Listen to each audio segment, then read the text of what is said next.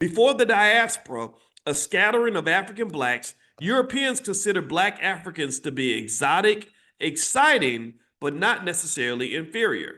As more and more European nations became slave traders and began to enjoy the wealth that it produced, Europeans came to classify Africans as stupid, uncivilized, and less than human.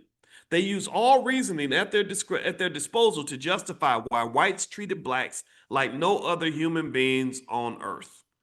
So that's the origin of slavery. That's where it came from. That's why American slavery was different from slavery that had been done previously in other nations. Blacks were here before the Mayflower. The first blacks arrived in America much earlier than typically reported in history books, probably as early as 1526.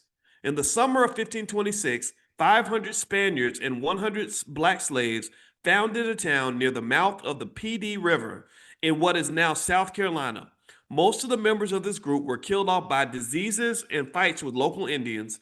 Matters worsened for the Spaniards when in November of the same year, the slaves rebelled, killed many of their white masters, and escaped into the wilderness to live with the Indians.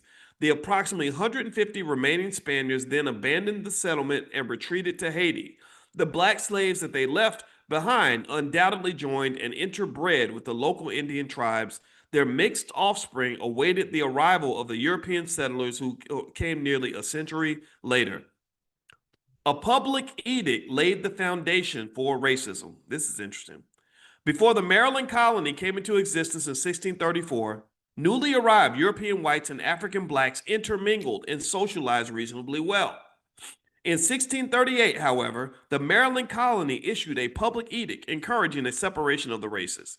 It became the basis of public policy for race relations in America. The Council for the Maryland Colony Edict stated that, quote, neither the existing black population, their descendants, nor any other blacks shall be permitted to enjoy the fruits of white society, end quote.